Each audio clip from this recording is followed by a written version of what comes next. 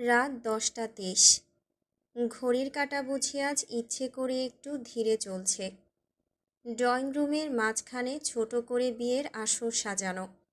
আসর যেমনই হোক, বিয়ের আসর। যেই আসরে একই ব্যক্তির সাথে আগেও একবার বসা হয়েছিল, আজকে আবার বসা হবে। যেখানে আবার বসবে ফারাজার চিত্রা, নতুন করে অথচ একই ভালোবাসার পুনর্জন্ম নিয়ে। কাজী সাহেব এসে গেছেন, বয়সী মানুষ, গম্ভীর মুখে সব কিছু গুছিয়ে নিচ্ছেন। মাঝে মাঝে চশমা নামিয়ে তালিকা দেখছেন, আবার মাথা তুলে চারপাশে তাকাচ্ছেন। চিত্রা ঘরের ভেতরে এখনো, গায়ে লাল বেনারসি। চিত্রা তেমন সাজেনি, তবুও কি যে সুন্দর লাগছে তাকে। নীরু সুন্দর করে তার 2 হাতে মেহেদি দিয়ে দিয়েছিল, তাতে সুন্দর করে ফারাজ এলাহি লেখা। ফারাজ পায়চারি করছে, একবার দরজার কাছে যাচ্ছে, আবার ফিরে আসছে। হাতঘড়ি দেখছে বারবার। তার সেই স্বভাবসুলভ দাপুটে ভাবটা আজ কেমন যেন গলে গেছে। জায়গা নিয়েছে অস্থিরতা। অভ্র সোফায় হেলান দিয়ে বসে মুচকি হাসছে। ভাই, তুমি কি বিয়েতে বসবা, না ম্যারাথন দৌড় দিবা? বজ্র পাশ থেকে যোগ করল, দেখে তো মনে হচ্ছে পালিয়ে যাবে। ফারাজ এক ঝটকায় তাকালো। আমি পালাবো? আমি? তারপর একটু থেমে নিচু গলায় বলল, ভাই, ওকে এত সুন্দর লাগছে, আমি ঠিকমতো বসতেই পারবো কিনা সন্দেহ। অভ্র আর বজ্র একে অপরের দিকে তাকিয়ে ফেটে পড়ল হাসিতে। ঠিক তখনই চয়ন কায়সার প্রবেশ করলেন। তিনি ফারাজকে মাথা থেকে পা পর্যন্ত একবার দেখে নিলেন। কি ব্যাপার, এত হাঁটাহাঁটি করছো কেন? বিয়ে করতে এসেছো, না পরীক্ষা দিতে? ফারাজ এবার থামল, ধীরে ধীরে ঘুরে দাঁড়ালো। দুটোই প্রায়। আপনার মেয়ে তো ফাইনাল এক্সাম। অভ্র মুখ চেপে হাসছে। বজ্র সোজা হয়ে বসে আছে। চয়ন কায়সার ঠোঁট বাঁকিয়ে বললেন, ফাইনাল এক্সাম? আমার মেয়ে কিন্তু সহজ প্রশ্ন না, ফেল করলে কিন্তু। ফারাজ এক পা এগিয়ে এলো, খুব শান্ত গলায় বলল, ফেল করার অপশনই নেই, আমি তো প্রশ্নপত্র আগেই মুখস্থ করে ফেলেছি। ও মা! বজ্র চাপা স্বরে বলল। চয়ন কায়সার এবার চোখ কুঁচকে বলল, বেশ আত্মবিশ্বাস, কিন্তু একটা কথা মনে রেখো, বিয়ের পর কিন্তু আসল পরীক্ষা শুরু। ফারাজ মাথা নেড়ে বলল, জানি, আমাকে বলতে হবে না। আমি অলরেডি পরীক্ষা দিয়ে রেজাল্ট বের করা মানুষ। তবে যান, আজকে আপনাকেই পরীক্ষক হিসেবে মেনে নিলাম। অভ্র এবার সরাসরি হেসে উঠল। এইটা ঠিক কথা। চয়ন কায়সার একটু গম্ভীর হলেন। আমি কিন্তু সহজে নাম্বার দিই না। ফারাজ একদম স্থির গলায় বলল, আপনি নাম্বার না দিলেও সমস্যা নেই, আপনার মেয়ে রাতে ফুল মার্কস দিয়ে দেয়, তাতেই এই বান্দা খুশি।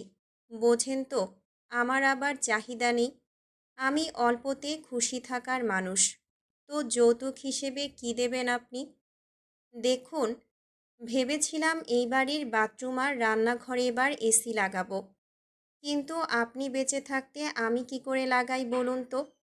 আপনি এসি কিনে এনে নিজ হাতে লাগিয়ে দেবেন। লাগাবেন তো আপনি? বলুন, কবে লাগাবেন? যৌতুক হিসেবে কি খুব বেশি লাগাতে বলেছি? আপনার আশা করি লাগাতে কষ্ট হবে না। শ্বশুরজি আমায় একটু লাগিয়ে দিলেই হবে।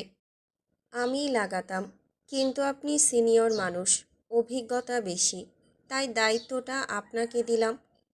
ইসে, তুমি বাবা মুখটা বন্ধ করো, তোমাকে সব লাগিয়ে দেব, তাও আর লাগানোর কথা বলো না।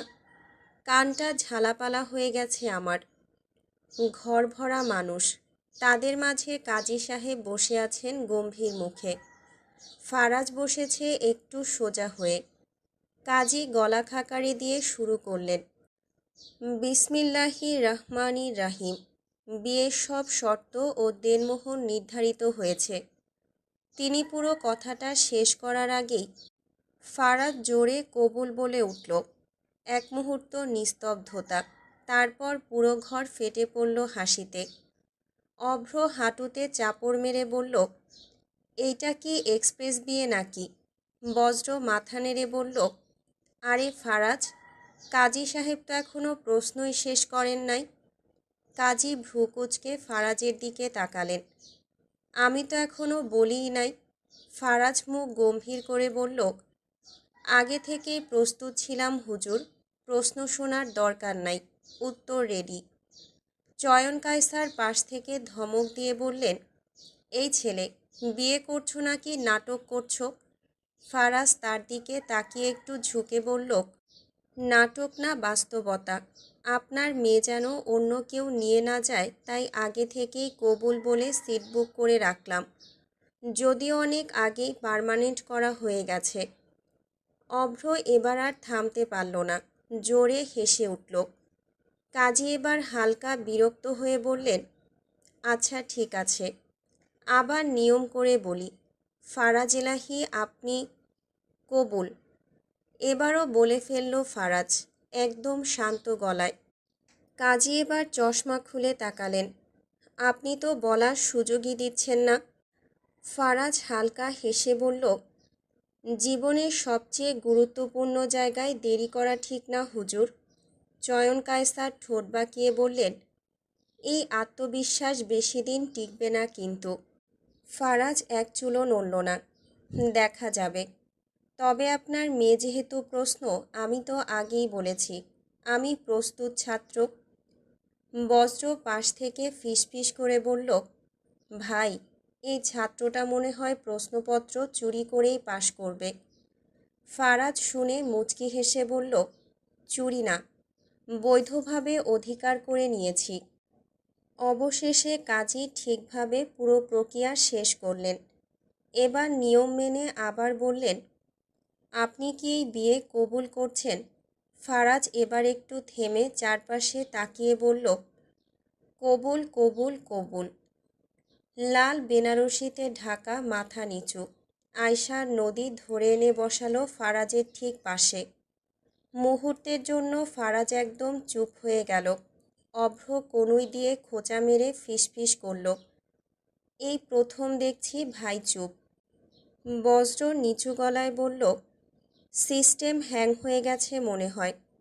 ফারাজ কোনো উত্তর দিল না, শুধু একবার তাকালো চিত্রার দিকে, তারপর গলা খাকারি দিল, কিন্তু কিছুই বলল না।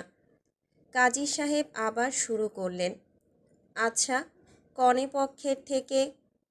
ফারাজ হঠাৎ বলে উঠল, কবুল কবুল কবুল।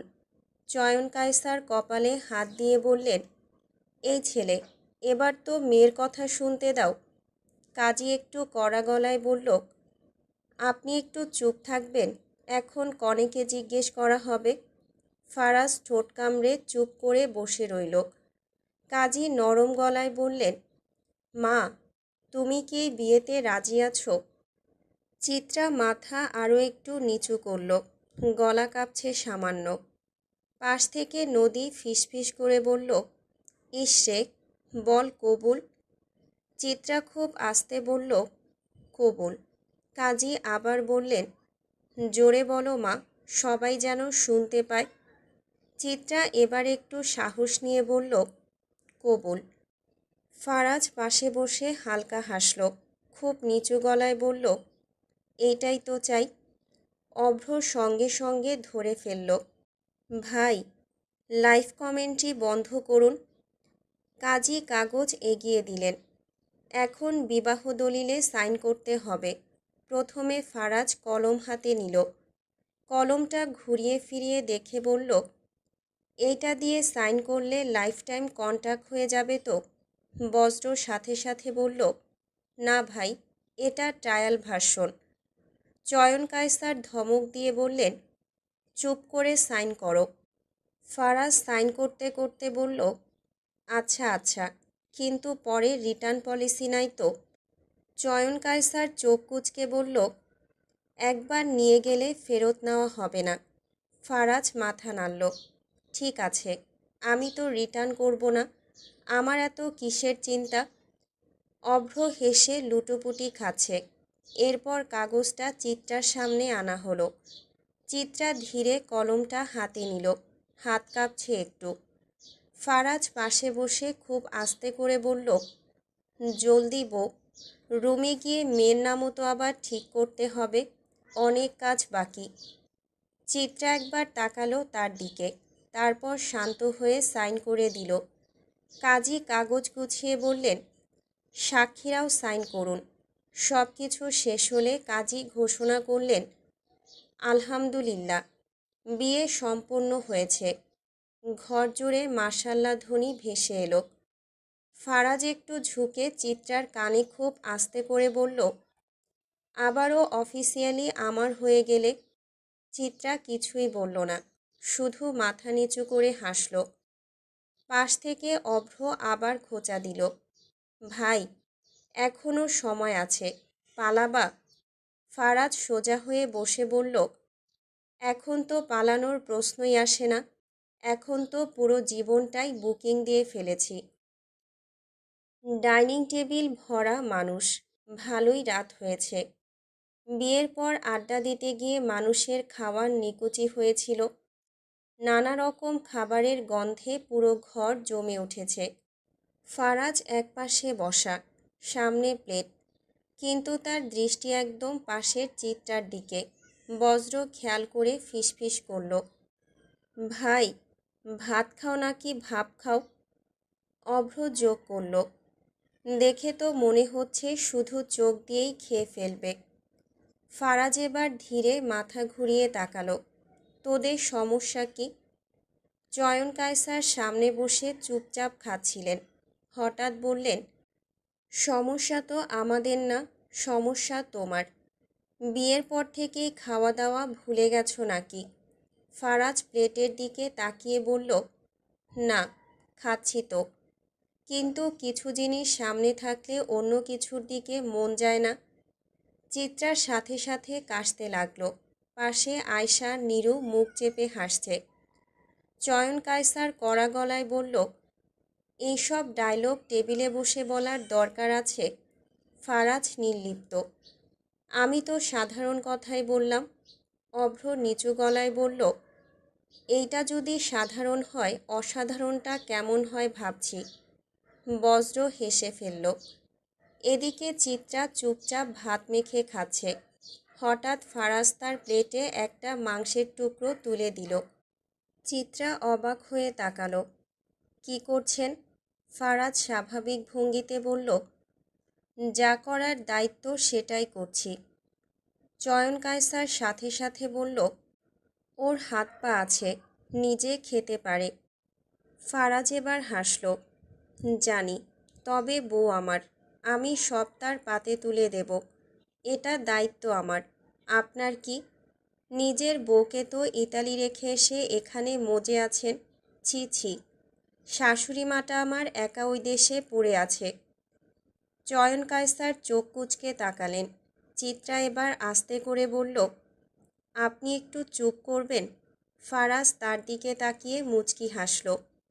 তুমি বললে? চয়ন কায়সার মাথা নাড়ালেন, বুঝলাম, আমার কথা না, আমার মেয়ের কথাই আইন।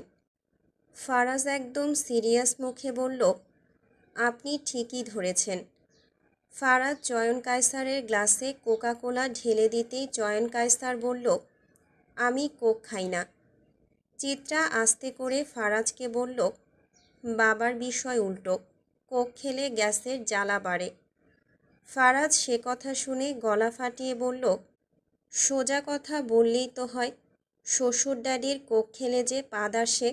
এই, থাক থাক, আপনার খাওয়ার দরকার নেই, এমনিতেও আপনার পাদে গন্ধ। চিত্রার ঘরটা সাজানো, বিছানায় লাল গোলাপের পাপড়ি। চিত্রার রুমে জমে উঠেছে মেয়েদের আড্ডা। সবাই গোল হয়ে বসে আছে। কেউ চিত্রার হাত ধরে খোঁচাচ্ছে, কেউ তার লজ্জা পাওয়া মুখ দেখে হেসে লুটুপুটি খাচ্ছে। নদী হেসে বলল, এই যে কোণে, আজকে কিন্তু ঘুমানো যাবে না। নদীর কোলে আবার ঘুমন্ত নুড়ি। আগে তো তোমার স্বামীর ইন্টারভিউ নিতে হবে। আয়শা হেসে বলল, চিত্রা মাথা নিচু করে বসে আছে। লজ্জায় গাল লাল হয়ে উঠেছে। মাঝে মাঝে হেসে ফেলছে, আবার মুখ ঢেকে নিচ্ছে আঁচলে। কেন যেন এমন লাগছে, তাও নিজের মানুষগুলোর সামনেই। দরজার বাইরে দাঁড়িয়ে আছে ফারাজ। একবার দরজার দিকে তাকায়, আবার এদিক ওদিক পায়চারি করে। মাঝে মাঝে হাত তুলে নখ কামড়াচ্ছে। বিরক্তিতে তার মুখটা গোমড়া হয়ে আছে। এরা কি সারা রাত এখানেই বসে থাকবে? ঠিক তখনই পেছন থেকে ভেসে আসে পরিচিত কণ্ঠ। বজ্র কায়সার মুখে চাপা হাসি নিয়ে বলল, কি গো ফারাজ বাবাজি, যুদ্ধের আগে এত টেনশন কেন? ফারাজ চোখ কুঁচকে তাকালো। চুপ করে থাকো তো, ওদের বের হতে বলো। বজ্র আরও মজা পেয়ে বলল, ওরে বাবা, এত তাড়া কেন? ধৈর্য ধরো, এইটাই তো আসল পরীক্ষা। পাশে দাঁড়িয়ে থাকা অভ্র বলল, আজ আপনি ঢুকলে কিন্তু ফি দিতে হবে। ফারাজ বিরক্তিতে একটা দীর্ঘশ্বাস ফেলল। সে একটু ভেবে দরজার কাছে গিয়ে হালকা করে টোকা দিল। ভেতর থেকে কেউ বলল, কে? ফারাজ গম্ভীর গলায় বলল, রুমানা চাচি ডাকছে, সবাইকে নিচে যেতে বলেছে, জরুরি। কয়েক সেকেন্ড ভেতরে নীরবতা। তারপর শুরু হলো গুঞ্জন। সত্যি নাকি? চলো তো দেখি। এক এক করে সবাই বের হতে শুরু করলো। কেউ সন্দেহ নিয়ে তাকাচ্ছে, কেউ আবার তাড়াহুড়ো করে নামছে নিচে। সবাই বেরিয়ে গেলে চিত্রা অবাক হয়ে দরজার দিকে তাকিয়ে থাকে। আর ঠিক তখনই দরজাটা আস্তে করে বন্ধ করে ভেতরে ঢুকে পড়ে ফারাজ। চিত্রা একটু চমকে উঠে বলল, আপনি? সবাই তো। ফারাজ হেসে বলল, সবাইকে তাড়িয়ে দিয়েছি, এবার একটু শান্তিতে বসা যায়। বাইরে করিডোরে তখন বজ্র আর অভ্র দাঁড়িয়ে। সব বুঝে ফেলে মুচকি হেসে বজ্র বলে উঠল, চালাকি কিন্তু খারাপ না ফারাজ। ফারাজ চিত্রার পাশে এসে বসল। সারাদিনের সেই দাপুটে মানুষটা এখন যেন একটু থেমেছে। কিছুক্ষণ দুজনেই চুপ করে রইল। হঠাৎ ফারাজ আস্তে করে বলল, এত চুপ কেন? চিত্রা মাথা না তুলেই বলল, কিছু না। ফারাজ হেসে বলল, সারাদিন তো দেখলাম সবাইকে সামলাচ্ছ, এখন এসে চুপ? চিত্রা একটু তাকালো তার দিকে, তারপর নিচু করে ফেলল চোখ। সবাই সামনে ছিল, এখন তো শুধু আপনি। ফারাজ কয়েক সেকেন্ড তাকিয়ে রইল তার দিকে, বলল, শুধু আমি থাকলে ভয় লাগে? চিত্রা মাথা নাড়িয়ে বলল, না, কিন্তু কেমন যেন লাগে। ফারাজ একটু কাছে এগিয়ে এলো। কেমন? চিত্রা এবার ধীরে বলল, নতুন, অচেনা, আবার নিজের নিজের মনে হয়। আসলে আপনাকে কখনো পুরনো লাগেনি, এক একবার এক একভাবে চিনেছি। ফারাজ হাসল। গায়ে তার সাদা একটা পাঞ্জাবি, হাতে হাত ঘড়ি।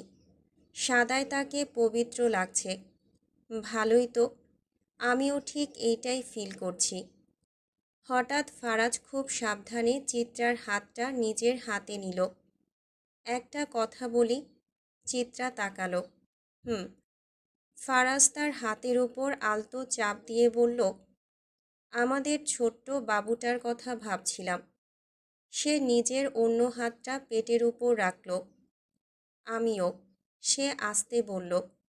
ফারাজ একটু ঝুঁকে বলল, নাম ঠিক করব। চিত্রা হালকা হাসল। এখনই? হ্যাঁ, এখনই। পরে আবার অন্য কেউ এসে আইডিয়া দিয়ে দেবে। চিত্রা একটু ভেবে বলল, মেয়ে হলে? ফারাজ একদম না ভেবে বলল, ফিজা, ফিজা এলাহি। চিত্রা অবাক হয়ে তাকালো। এত তাড়াতাড়ি ঠিক করে ফেললেন? ও, মনে পড়েছে, আগেই তো ঠিক করে রেখেছিলেন। ফারাজ কাঁধ ঝাঁকালো। হুম, অনেক দিন ধরেই মাথায় আছে। চিত্রা মুচকি হাসল। খারাপ না, সুন্দর। ফারাজ এবার বলল, আর ছেলে হলে? চিত্রা কিছুক্ষণ ভেবে বলল, ফায়াজ কেমন? ফারাজ মাথা নেড়ে বলল, মন্দ না, তবে একটু ভেবে দেখি। আমার ছেলের নাম একটু দাপুটে হওয়া লাগবে। চিত্রা হেসে ফেলল। আপনার মতো? ফারাজ মুচকি হেসে বলল, একটু কম হলেই চলবে। দুজনেই হালকা হাসল। কিছুক্ষণ পর ফারাজ বলল, চলো বাইরে যাই। কোথায়? বারান্দায়। চাঁদ উঠেছে মনে হয়। চিত্রা মাথা নেড়ে সম্মতি দিল। দুজনে বারান্দায় গিয়ে দাঁড়ালো। বাইরে নিস্তব্ধ রাত। আকাশে গোল চাঁদ উঠেছে। চিত্রা রেলিংয়ে হাত রাখল। কিছুক্ষণ চাঁদের দিকে তাকিয়ে রইল। ফারাজ তার পাশে এসে দাঁড়ালো। খুব স্বাভাবিকভাবে নিজের কাঁধটা একটু এগিয়ে দিল। এক মুহূর্ত দ্বিধা, তারপর চিত্রা ধীরে মাথা রেখে দিল ফারাজের কাঁধে। ফারাজ একটুও নড়ল না। চিত্রা আস্তে বলল, আজকে সব কিছু এত দ্রুত হয়ে গেল। ফারাজ নিচু গলায় বলল, হুম, কিন্তু খারাপ লাগছে। চিত্রা মাথা নাড়িয়ে বলল, না, বরং মনে হচ্ছে ঠিক জায়গায় এসে দাঁড়িয়েছি। ফারাজ আকাশের দিকে তাকিয়ে বলল, আমিও। কিছুক্ষণ দুজনেই চুপচাপ। ফারাজ খুব আস্তে বলল, একটা কথা প্রমিস করো। কি? যাই হোক, যত ঝামেলায় আসুক, আমরা একে অপরের পাশ থেকে সরব না। চিত্রা চোখ বন্ধ করে মাথা নাড়ল। প্রমিস। ফারাজ তার মাথার উপর আলতো করে হাত রাখল। চিত্রা তার চোখের দিকে তাকাতেই হঠাৎ সে বলল, আমি আক্রান্ত তোমার নেশায়, তোমার চোখের, তোমার ঠোঁটের, তোমার এই নিঃশ্বাসের নেশাতেও। আমার মদের নেশা তো সেই কবেই কেটে গিয়েছিল, কিন্তু প্রিয়তমা, তোমার এই চোখের নেশা, সে তো আমার মাথা ছাড়ছে না। কিছু নেশা ছাড়া মানুষের জীবন অর্থহীন। জানো, তুমি আমার শেষ ভুল, আর আপনি আমার সবচেয়ে সুন্দর অপরাধ। ফারাজ হেসে বলল, তাহলে আমরা দুজনেই দোষী। চিত্রা মাথা একটু কাত করে বলল, হ্যাঁ, কিন্তু এই দোষের কোনো ক্ষমা চাই না আমি। এই দোষটা গায়ে লেপ্টে থাকুক কলঙ্কের অলংকার হয়ে। তবে যদি এই ভালোবাসা পাপ হয়? ফারাজ বিন্দুমাত্র না ভেবে উত্তর দিল, তাহলে আমি প্রতিদিন এই পাপ করব, একই মানুষকে বারংবার ভালোবেসে বারবার। চিত্রা আস্তে করে মাথা তুলে তার দিকে তাকালো। চাঁদের আলোয় তার চোখ ভিজে উঠছে অনুভূতিতে। সে খুব নরম গলায় বলল, পাপ আর পবিত্রতার মাঝখানে যদি আপনি থাকেন, তাহলে আমি পবিত্রতাকে আর খুঁজব না। ফারাজ একটু থেমে তার কপালে হাত রাখল। আর যদি কেউ বলে আমরা ভুল? চিত্রা মৃদু হাসল। তাহলে আমরা সেই ভুলটাকেই ভালোবাসব। ফারাজ খুব আস্তে বলল, জানো, কিছু সম্পর্ক মানুষ তৈরি করে না, ওগুলো শুধু ঘটে যায়, পাপ পবিত্রতার হিসাব না মেনেই। চিত্রা তার বুকে মাথা রেখে বলল, আমাদেরটাও বোধহয় তেমনই। ফারাজ তাকে আরও শক্ত করে জড়িয়ে নিল। হ্যাঁ, এটা কোনো সাধুতা না, কোনো অপরাধও না। সে একটু থামল, তারপর চাঁদের দিকে তাকিয়ে শেষ করল, এটা শুধু পাপ পবিত্রতার সব সংজ্ঞার বাইরে দাঁড়িয়ে থাকা একটা ভালোবাসা। চিত্রা চোখ বন্ধ করে শান্ত গলায় বলল, আর এই ভালোবাসাই আমার সবচেয়ে সুন্দর শাস্তি। ফারাজ আলতো করে হাসল, আমারও। চাঁদের আলো দুজনের উপর পড়ে আছে। ফারাজ চাঁদের আলোয় নিজের ঠোঁট ছোঁয়ালো চিত্রার কপালে। চিত্রা শিহরণে চোখ বন্ধ করে ফেলল। পরক্ষণেই ফারাজ তাকে জড়িয়ে ধরল। দুজনে আর শব্দ করল না, কেবল চাঁদের আলোয় অনুভব করল একে অপরের বুকের মধ্যে চলা ধুকপুকানি।